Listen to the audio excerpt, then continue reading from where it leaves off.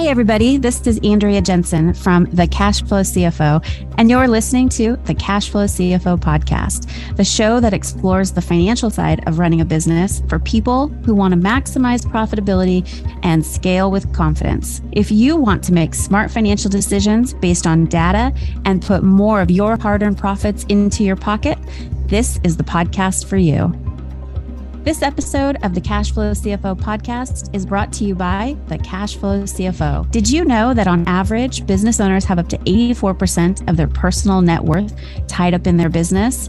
Our virtual CPAs and CFOs, as well as accounting and bookkeeping experts, empower business owners just like you to make big leaps that help them maximize profitability and scale with confidence.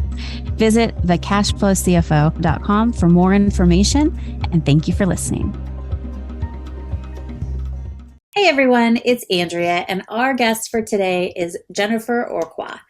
Jennifer is a digital marketing expert and the founder of Salt Marketing. After building and exiting a 7-figure company that was on the Inc. 5000 2 times, Jennifer now helps wellness practitioners to create sustainable growth. She launched Salt Marketing in 2023 to empower practitioners to attract clients, streamline operations, and amplify their impact. Jennifer is also a StoryBrand certified guide, a Keep certified partner, and an award-winning communicator and podcaster. Her experience spans video, web, and e-learning, and she's developed successful digital courses across diverse industries. Welcome to the show, Jennifer. Thanks so much. I'm happy to be here. Yeah, I'm excited to have you on, and I'm excited to share, I love sharing stories about women business owners that have exited their businesses. And I think it's really important for our community to hear, of other success stories and just kind of the good, bad, and ugly. But most of the time it's good, especially when you get that nice deposit in your bank account of selling a business. Because ultimately, that's really what we're all here and striving to do, is to create an asset that has transferable value and get it into the hands of, a strategic buyer that is going to do amazing things with what you've created and shepherded along the many years of owning your business. So welcome to the show. I'd also like to say that Jennifer is a past client of ours. We did help her with her exit, and we worked with her prior to that to get her business set up to be acquired. So we'll dive into a little bit more of those nuts and bolts as we go. But I'd love to hear your passion is marketing, correct? Mm-hmm. Yep, absolutely. Nice. We need the marketers in the world, right? So that we get eyeballs on our businesses as business owners. So how did you first get drawn into that line of work? So my background is actually in visual communications, did a lot of video that moved into websites and then e-learning from there.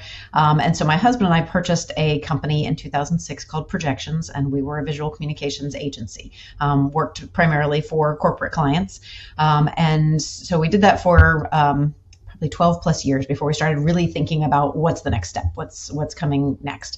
And at that point, I joined a mastermind group called Pinnacle, and that was where it all started to gel for me. Like, this is what we need to do to position ourselves to get ready for this sale. These are the people that we need to talk to, and these are the relationships that we need to have in order to have that knowledge, what it's going to take to actually market ourselves and move to the next phase of our business.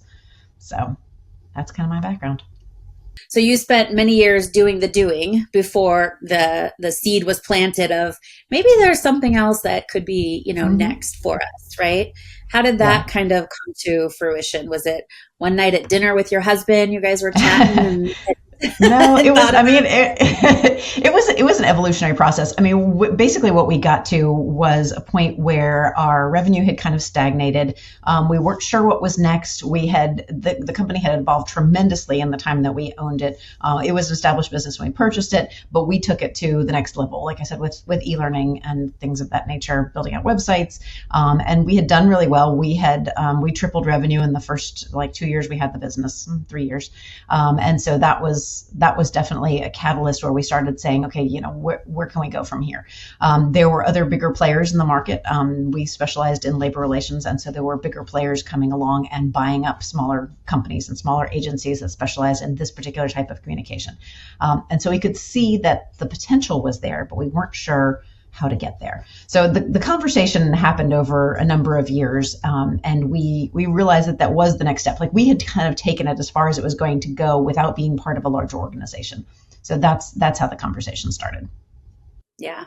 And I love that. I love that foresight of, here are our resources. Here's what we're seeing on the landscape of our competitors and in the industry, and kind of having that foresight to go, I don't know if we want to marshal the resources internally to compete and go to that next level, or, like you did, you went out, sought a strategic buyer, and it was a perfect, roll up into their company. So we'll talk more about that in just a bit. But I think that that's really, a lot of businesses get to that point where they get stagnant in revenue, and they've kind of, saturated the market that they have always played in, and realizing, like, okay, to go to, to get over this hump and get to that next level, it's going to take a lot of resources. So what were some of the conversations that you guys were having as far as, like,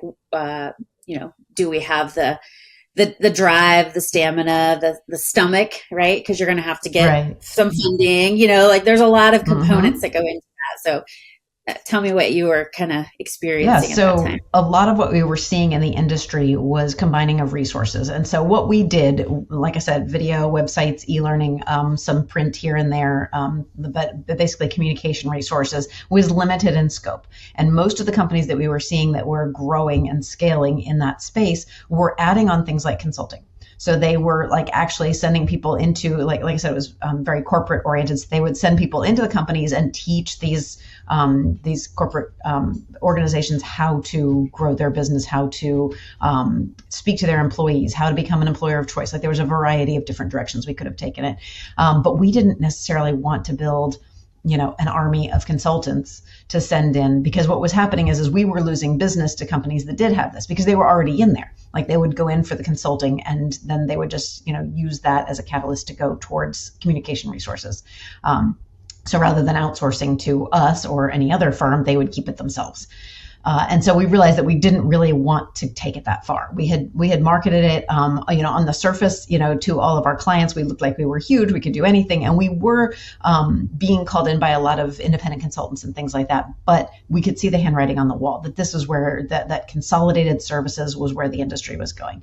And so we knew that was the next step for us. We just knew we didn't want to build that.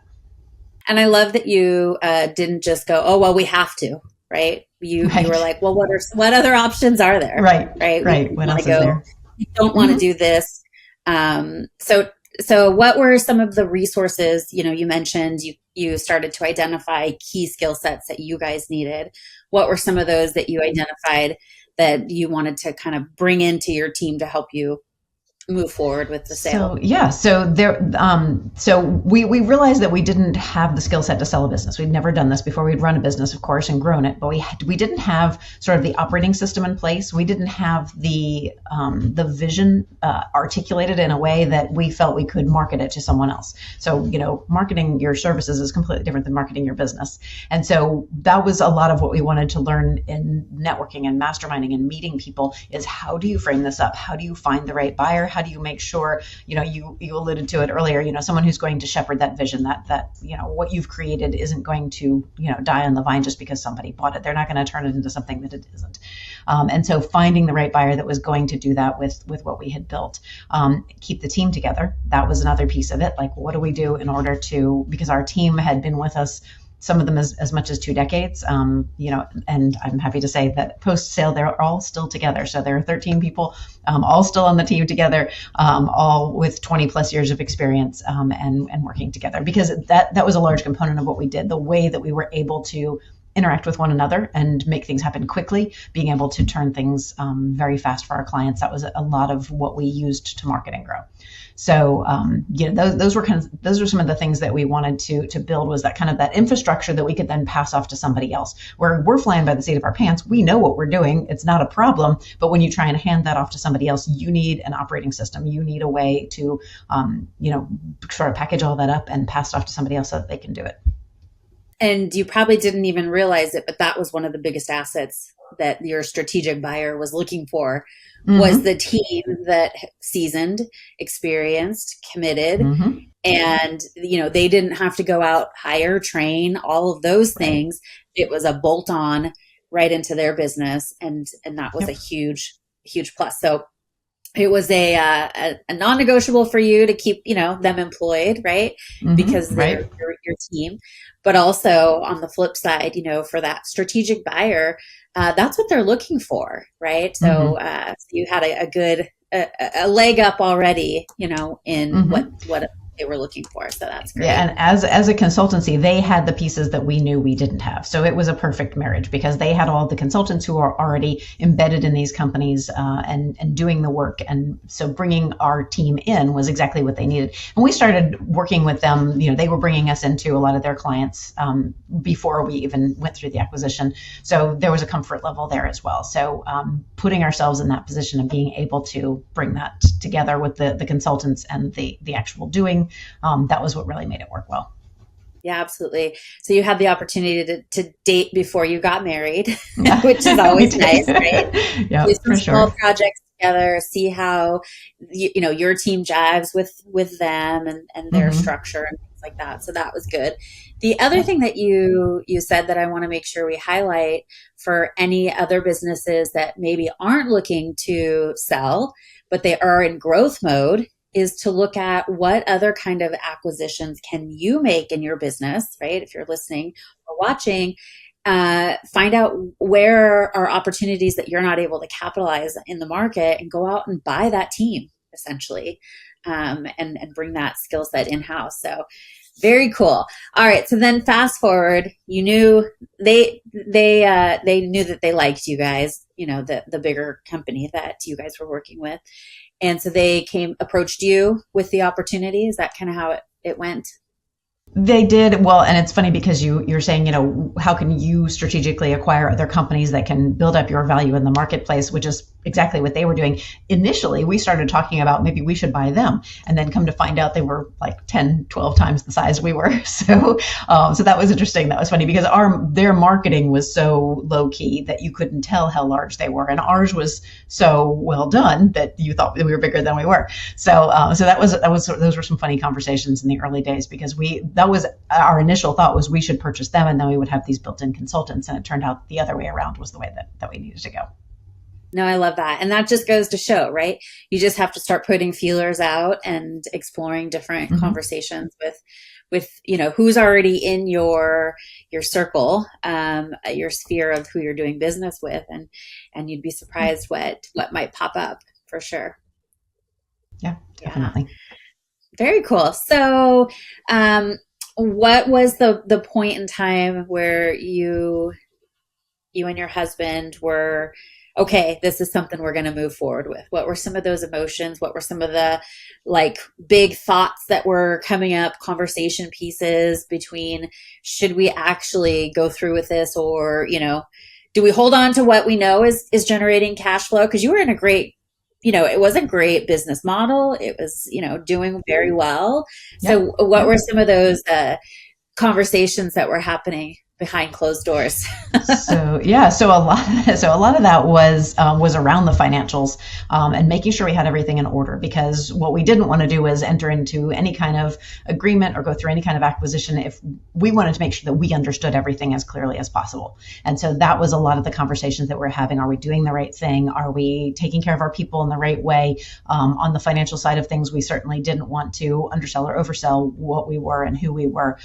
What are the assets that we have? How do we measure those? How do we, actually value those? So there was a lot of trepidation around how all that worked, and so that was some of the conversations when we were starting to think about, if we're going to move forward with this, what does that actually look like? So those were some of our concerns, our considerations as we started to really seriously consider it. Start scaling with confidence today. The Cash Flow CFO is a full-service accounting and fractional CFO firm. So it goes without saying that our financial experts are phenomenal at number crunching. But more than that, they are expert communicators who will connect all those complicated financial dots in a way that just makes sense. We don't wait in the wings and check in every so often either. With our boutique approach, we position ourselves front and center, watching over every dollar that comes in and out of your business as if it was our own. So if your business is making money and you're ready to take it to the next level, but you're not sure you completely understand your numbers, and you're looking for that trusted guide to help you build a roadmap to reach your financial goals, it sounds like we would be a great fit. Visit thecashflowcfo.com and let's get started empowering you to build and scale your business the way you want to today. Were there any items that were non-negotiables that you said it has to be this or this isn't going to work out? I mean, the team was the big thing. I mean, because they were and they are what makes the entire thing work. I mean, without that group of people, you aren't going to achieve the same results that we did. And obviously, that's what people are looking for. They're not looking for just, we want to execute. We want to get to those results. And so that was one of the big non-negotiables there. And that wasn't necessarily for us. That was for them and the people who had stood by us for 20 plus years. So fast forward, you go through all of the due diligence, the negotiations, everybody's agreed upon the terms. And I think you guys structured your sale in one of the best positions possible because you got a payout, but then you also got to be a part of the company. Mm-hmm. And if whatever happens with them in the future, you've got, some shares in the bigger company. I always like to say, I'd rather have a small bite of the watermelon than the whole grape. And so tell me a little bit about, how was that coming to that decision of like, yes, this is how we want to structure the deal. And was there anything that, you liked or didn't like looking back on it now that it's been a couple years ago? Yeah, that was definitely very attractive to us to be able to reinvest in the larger company. We are, still invested there, and I do think that investment is probably going to, I don't want to say 5x, but maybe 2, 3, 4x. And so, just kind of, and that was 4 years ago. So they definitely have grown with the addition of our assets. They've also acquired a couple of other companies that add to the mix and increase their value. So being able to put our weight behind that was definitely a good thing. And then, of course, also to be able to take a little bit out ourselves and continue to grow our own nest egg. And that was it was very comforting to have both of those directions for our assets and our investment.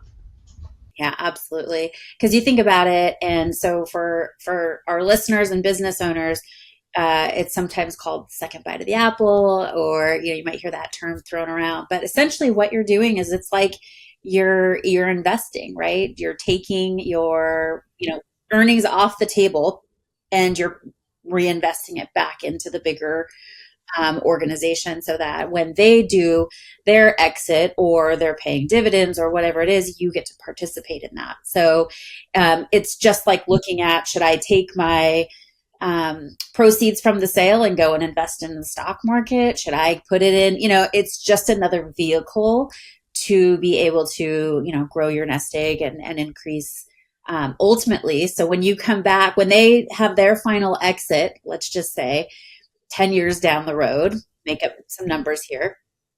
When you look at what your proceeds are from that ultimate sale compared to what you would have taken off the table had you not decided to reinvest, right? They're going to be a very big difference there, and you're going to see a huge ROI on that. And so that's what's really exciting about, how you guys structured it.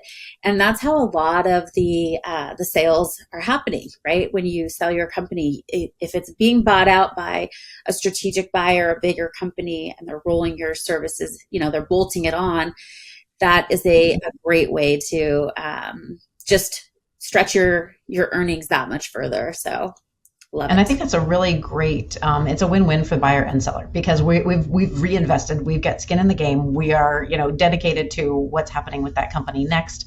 And so, we cheer every win, and we're able to, and when you're an entrepreneur, that's kind of the mindset you're already in. Like you want to be invested in that. You want to be responsible for that success. So that allowed us to continue to do that, to have that energy around that and that excitement, because we had reinvested in the new company. So where are you spending your time today? Once an entrepreneur, always an entrepreneur, right? I'm sure you were excited to get back into, marketing is your love language. Yep. So I'm sure you were happy to get back into running a firm of your own again. How's that working out for you? And it's going great. Yeah, it's going great. So I stayed with the management consultancy that purchased our company. I stayed for about 2.5 years. We kind of did what we did with the marketing. Like I said, they were not heavily invested in the marketing. They kind of fly under the radar a little bit with what they do. And so they are not necessarily big into the marketing. And so I just felt like there were bigger opportunities out there. So my team and I decided that there was a little bit more to life, and we kind of decided to go out on our own. So we started Salt Marketing about 2.5 years ago now, and we specialize in health and wellness, but we help a variety of industries, financial services being one of them.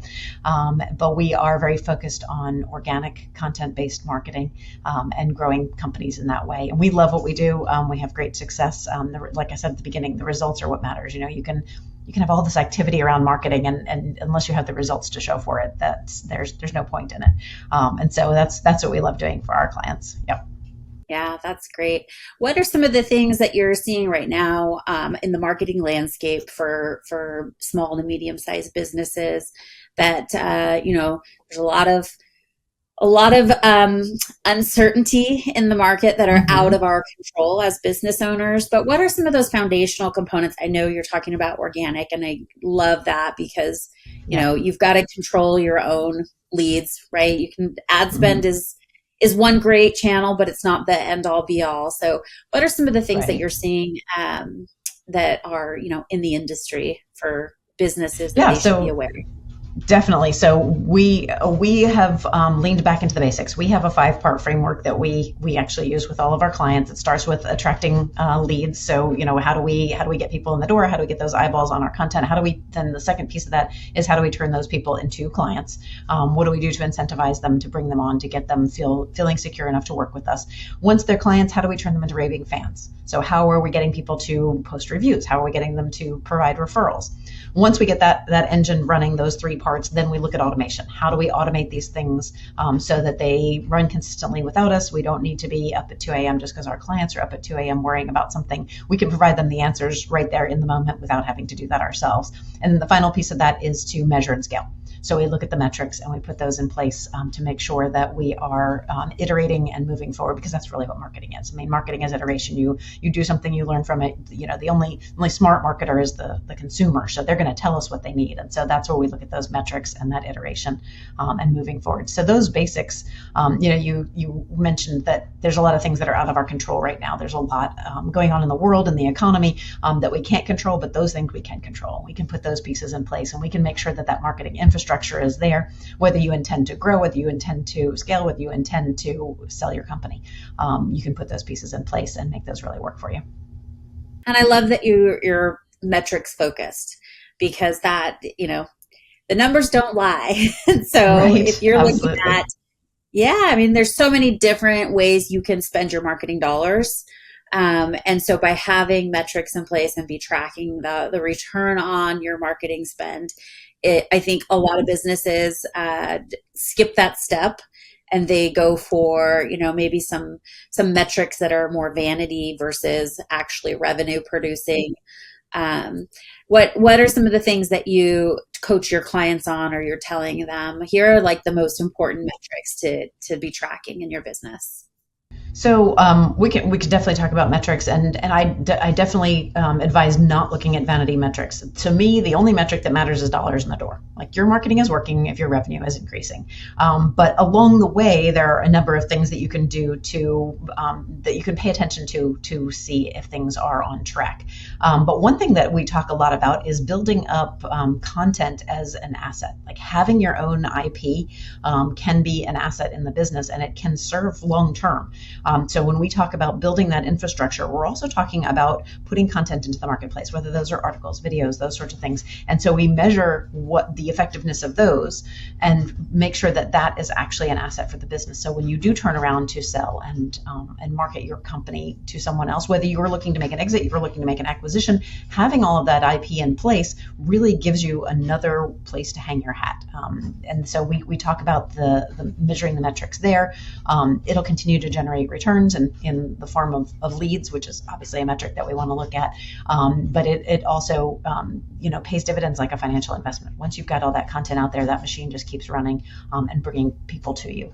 So more so than paid ads, where you have to keep paying for that. If you built out this organic content, if you built out this IP, that attracts the right buyers and the right people to you long term. Yeah, no, I like that. And you're also, you said it first, right? The best marketer is your customer, because they're going to tell you what they want. And I love that. I think that I haven't heard that before. And I think that's so true. And I think that when you're deciding where am I going to allocate my marketing budget, customer acquisition is, a forefront of the metric that you're tracking. And so breaking down all the different channels and activities and being able to say, how are the quality of these leads that are coming in, and how much am I paying to get those? That's important to be tracking, because, marketing side alone, right? When we talk about, we set budgets for our clients that include forecasts for sales. We usually use, here's a baseline and here's the growth that we want to see. How many buying units does that represent at what average transaction price? And then we reverse engineer that sales funnel all the way back to an eyeball on something in your, one of the assets, marketing assets in your business, and watch it convert.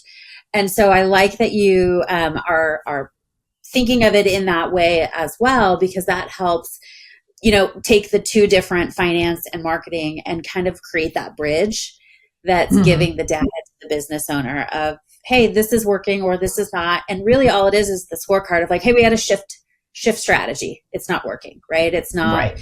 Because things are changing so darn fast. And I'm sure every business owner out there is just so frustrated with, I just got something to work, and then this and this changed, and now I'm back to the drawing board. Yeah, and that's some of your strategies. Yeah, I was going to say, that's one reason that we look at strategically, we look at customer acquisition costs. That's really, that's one of the most important metrics that we can measure. How much is it costing you to get a customer over time? Is that increasing or decreasing? And then lifetime value of a customer. Can we increase that lifetime value? How long can you get people to stay? Oftentimes I have people who come to me and they want new clients. They want somebody who's shiny and enthusiastic, and those are great, but those cost a lot more to find. It's much easier to remarket to somebody who already knows and likes and trusts you, continue to build that relationship, continue to market additional services to those people. So yeah, those are a couple of the metrics that we definitely lean into, particularly in volatile times like these, like where things can be changing. There are certain things that you need to keep your eye on to make sure that you are leaning into the right things and leveraging the right things to get those results. Well, this has been a great conversation. I think we got a lot of your experience with the sale of your business, and then also what you're up to now, and some really juicy nuggets of info and wisdom for our listeners and our viewers to If they're not already doing it in their marketing strategy, they should be doing that. So thank you for sharing all that info. If our listeners would like to find out more about SALT marketing and get in touch with you, what's the best way for them to do that? So our website is the easiest place to go. It is saltmarketing.co, not com, but .co. So saltmarketing.co. You can also find me on LinkedIn. There are not a lot of Orechwas, Orechwa. So if you search for Jennifer Orechwa, you will find me on LinkedIn, and that's a great place to connect as well. Awesome. Very cool. Well, thank you so much for sharing your story and your brilliant marketing expertise with us today. And I'm sure everybody got some really good, hopefully they're inspired and, looking forward to either selling their business or growing through acquisitions, because that's also a great way to fast track their business growth. And then, some marketing to help continue to grow the revenue. So thank you so much for your time today. It's been a pleasure. Thanks so much, Andrea. I appreciate it. Thank you for listening. Don't forget to like and review, and we'll catch you on the next episode. If you're looking for more content or resources in the meantime, check out our website for information, blogs, and our I've Got a Spreadsheet for That series. That's thecashflowcfo.com. Again, thecashflowcfo.com. We can't wait to hear from you.